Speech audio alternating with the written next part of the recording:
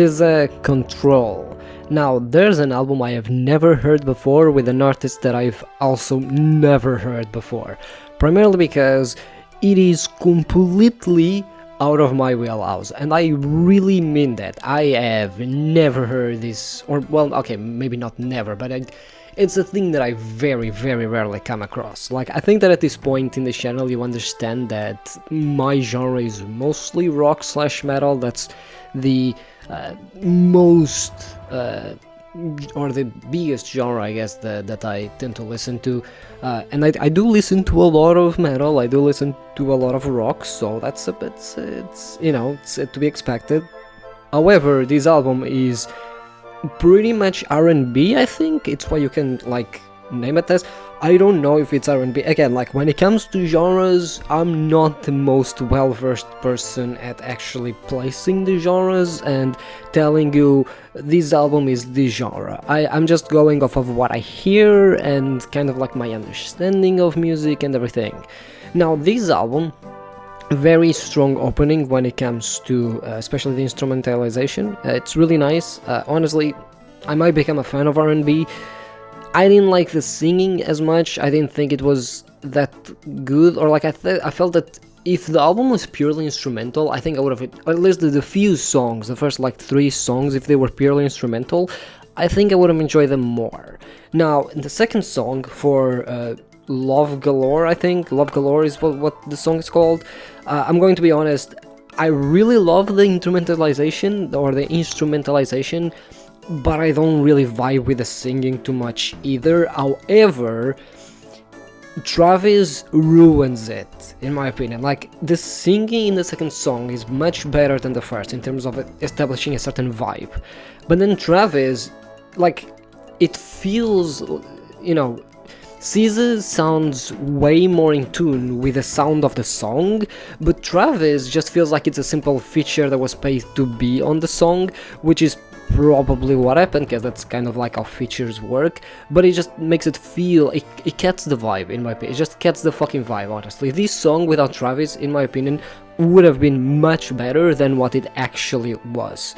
Meanwhile, on the next track, which has a feature from Kendrick Lamar, Kendrick fits the vibe much better. It doesn't feel like a feature, it feels like pretty much 2 people singing a song, and not even just singing a song, but performing a song. Like, to me, the way Kendrick sounds within the song doesn't sound like it's a simple feature. It sounds like it's actually just 2 people collaborating and performing on a song.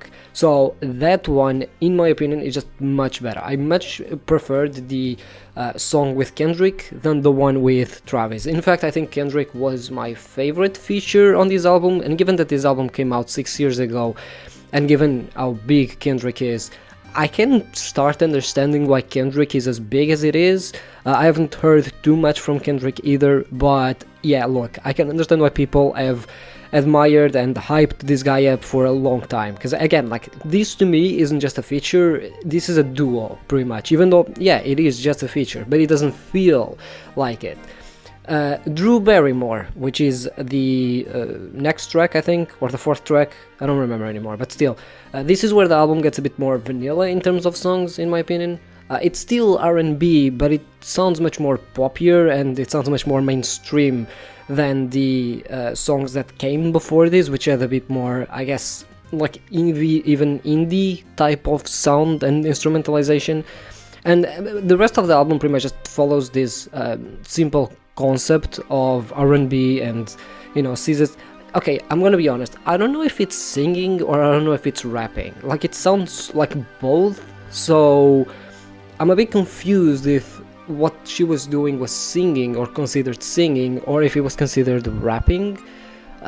Yeah, that left me a little bit confused, but as far as, especially the rest of the songs, which tend to have, they still have the same vibe, especially when it comes to instrumentalization and everything, but the rest of the songs feel a bit more vanilla to me than the first few songs. I think the first few songs of the album is where, like, especially instrumentalization wise, it really shines. However, the rest of the album still has a nice vibe to it. You can just sit there, vibe to it, and I think that the songs that don't have as extravagant, I guess, in terms of instrumentalization. I think they actually do a much better job at highlighting Seza as a singer than these songs that made the intro of the album. Like, in a way, especially in terms of quality, I feel like the first few songs of the album were the ones that were made last, right? Were the ones that had the more or the most effort put into it. They were the ones that really especially show how above and beyond the album actually goes, and the songs on the album actually go, especially because they also had the features. So I can only assume that, you know, albums that have songs with features in them, the songs with features are always going to be the ones where you pay the most attention, because you're already spending the most amount of money in having people feature for you, unless, you know, the people feature for free, which can happen. Although from my understanding of the industry, features don't tend to be free, and some of them tend to be quite expensive as it gets. So yeah, overall, it's really not my genre. Like, I tried to like it, but I got to a point where I honestly just turned off, like, the lyrics type thing. So to me, the singing just felt like someone was just humming type thing. And when I did that, I actually enjoyed the album more. So I guess in a way, dumbing down the album for myself made me enjoy it more, especially in terms of the vibe that it offers and the vibe that it gives. And, you know, I was vibing towards the rest of it. You know, it's very nice, especially to put on the background. It's nothing that I would say, oh my god, this album is amazing, I fucking love it, or whatever. Again, I also acknowledge that it's not necessarily the album being bad, it's just, it's not my genre, and as a result, like, I don't have as much experience to understand what I can derive from it, or how I can especially emotionally interact with the album. So I think that when it comes to the genre, I'm still very new to that, I'm still very noobish to that. So I'm not saying that album is bad, I'm saying more, I'm not prepared or experienced enough in order to have the emotional or artistic capacity to engage with this album from a perspective of me understanding why people love it so much. Because people seem to love this album. This album seems to be really well liked by people and whatnot, but personally it just didn't really connect super well with me. It's nice, it's a vibe, especially putting on the background and doing other things. Outside of that, though, I didn't really feel that connection, you know.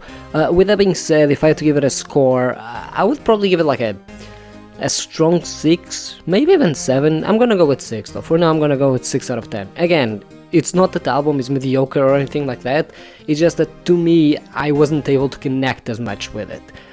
So forgive me for the score, but again, I'm not saying the album is bad, I'm just saying I couldn't connect as much with it. And at the end of the day, this is my review, it's my opinion. So yeah, I'll see you tomorrow.